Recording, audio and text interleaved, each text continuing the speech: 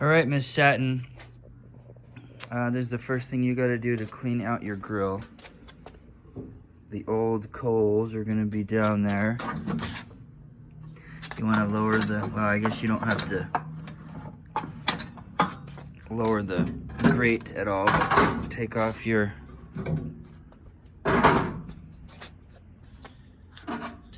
these things, and then this is the tool I want your dad to get you. That's the most important part. Anyways, what I do is, and you can use anything flat, like even a piece of wood.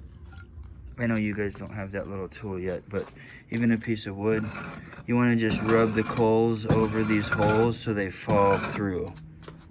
Okay. I want you to get them all down in there onto that tray.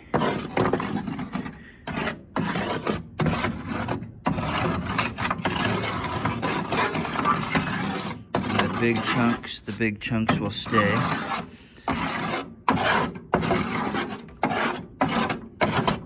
And you can just leave those big chunks for the next batch.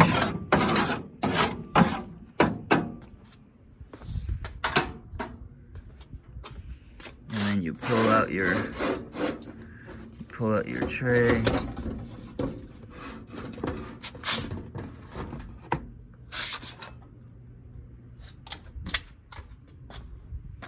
And I just dump it in the yard. And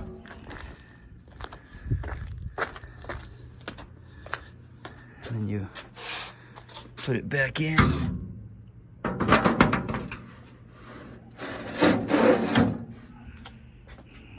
And then you're ready to put your next batch of coals in. And you want to pile them up in a little pile, like we did before.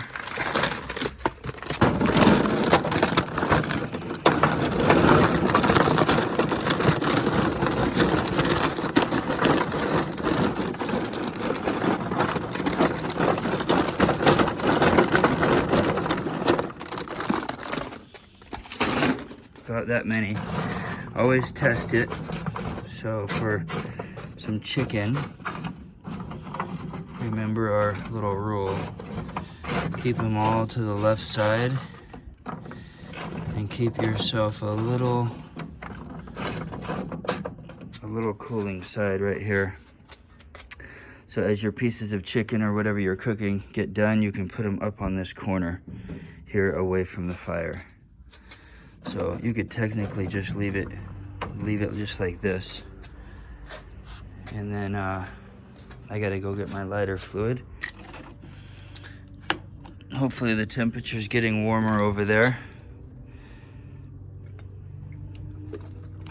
This is my lighter fluid I use. It really doesn't matter which lighter fluid you use, but the coals that you need to get are the Kingsford, no matter what. Have your dad buy the Kingsford. Kingsford always lasts longer and lights faster than the cheap stuff. And then light each corner, 4 corners.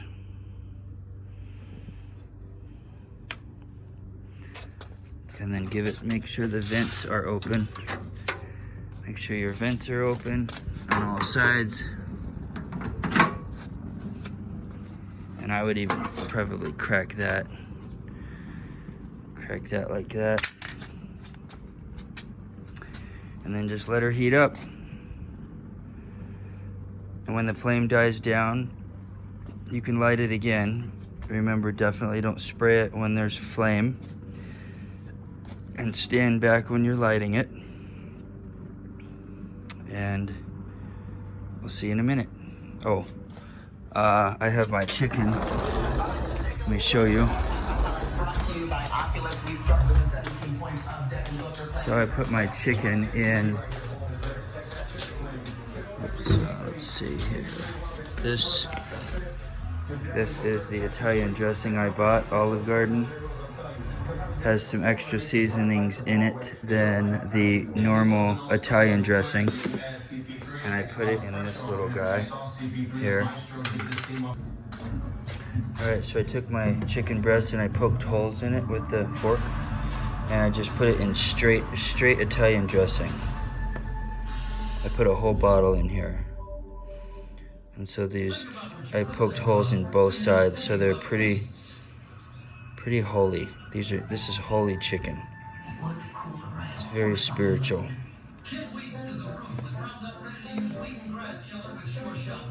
And then after they've been marinating for a minute, you can turn them over. Not really necessary. If they're submerged in this Italian dressing, then you're okay to just leave them like this for a couple hours. If you can do it early in the day and leave them for several hours, 3, 4 hours even, that's even better. And if you're cooking them that day, it's not really necessary to put them in the fridge. The marinade actually is more effective at room temperature. So, anyways, I will check in with you in a minute. Alright, Miss Satein, so I got the coals on, scooted them over, put my grates on, and that is what this is for. You put it like this, and those teeth grab the grill, and you can move it around. And I took my cherry wood flakes, and I just sprinkle them right between the grill. Let them fall in. I lower this thing all the way down, and I put the chicken on. Okay.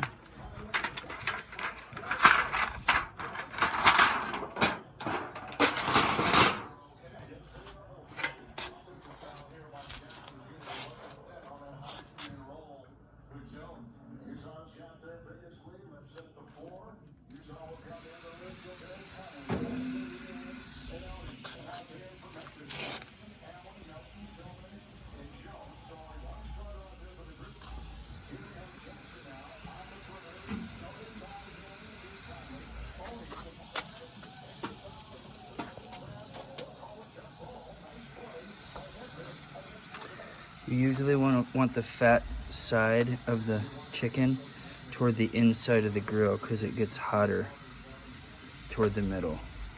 So always have your fat sides toward the middle of the grill.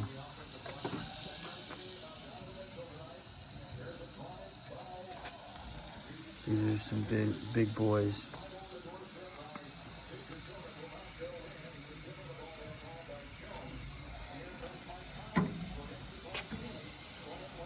Looks like I'm gonna have to put one up top. So if you don't have enough room straight over your coals, just put it in fives, and then one up top, and then you'll just rotate them as they start getting done. So you'll close your grill. You want the vents to be open so that it creates more heat. And we're gonna actually raise our coals up to about that close to the chicken. You can kind of see it's about right there, right in the middle. It's about where you want it. You want to just let it go for probably a good 10 or 15 minutes, and then we'll check it. Then while your chicken is on, you want to come in and turn your oven on warm. And you probably don't have the warm setting, so you're going to want to put it at about 150, 170. 170 degrees is a good temperature to keep it warm. So then when you get done with the chicken, you're going to put it in something like this, and then put it in the oven so that it stays warm. All right, it's been about 10 minutes. Let's check them. All right, we want it a little bit darker than that. Okay. want to make sure nothing's burning. Usually it's the ones in the middle, like this one. This one looks like it's getting the most heat. And that one's not going to be doing anything yet. And then remember to put your fork right there so it sterilizes it. Put them back down. All right, it's been about 10 more minutes. It's sizzling away, if you can hear it. I'm gonna flip them now. That's what you want right there. That is what you want it to look like. A little bit crispy.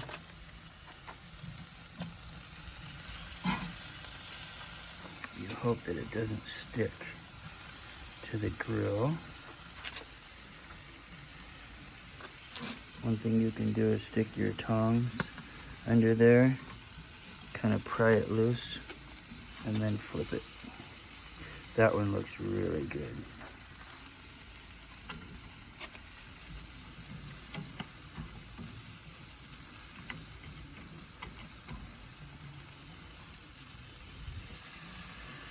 That one looks good too. All right, and we'll even flip this little guy.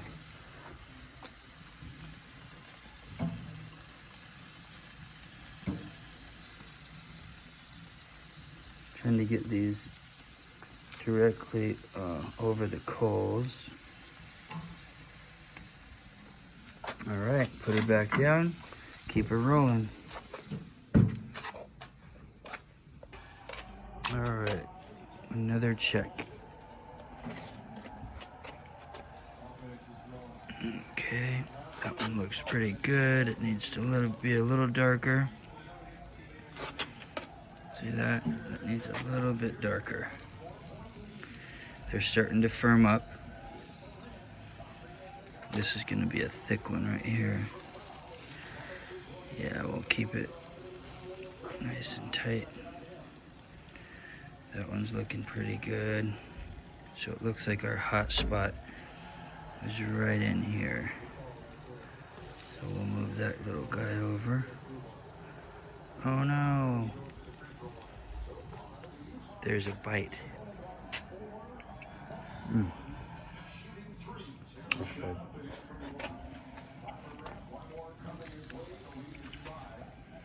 Very flavorful. So my marinade, this was marinating for about 3 or 4 hours. So that's like perfect flavor. We're gonna let it go for a little bit longer. All right, it's getting dark. It's been about another 10 minutes or so. We might be getting close. So that one feels good and it's not real big, so that one's going up top. This one is our big one, and this one I'm gonna bring over into the middle. This one is over some of the hottest areas, so I'm gonna bring this one up top. Same thing with this. It's going up top. This one's coming down. Put the fat side toward the middle. This one feels a little squishy still, so I'm gonna keep that over the heat and move this one into the closer to the middle. All right, we're gonna let that go for a little bit longer. Check on it again. All right, another 10 minutes Satein, so we are looking good. I know these are gonna come off. The top ones are coming off, and they feel perfect. This one, that one looks good, and that one feels pretty close. This one I'm keeping on. There is a nice crust. We're gonna turn that one. Okay, so I turned this one. That one has a nice crust on it. And I turned this one. This was the one that was up top here. We'll get a little crust on that one. I'm gonna leave these 3 on for just a little bit longer. Then I'll come and pull that one. But these three are ready. And you'll get to learn how they feel. They feel pretty stiff when they're done.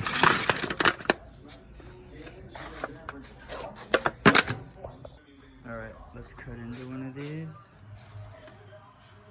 Let's see what we're looking at.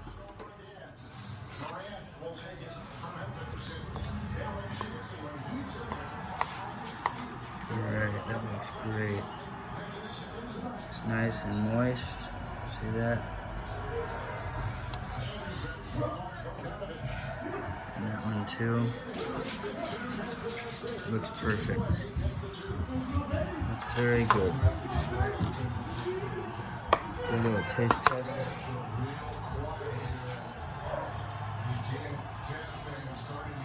Perfect. So those other ones will be about 10 more minutes. And I'll pull those off and you're ready to eat. There's your video.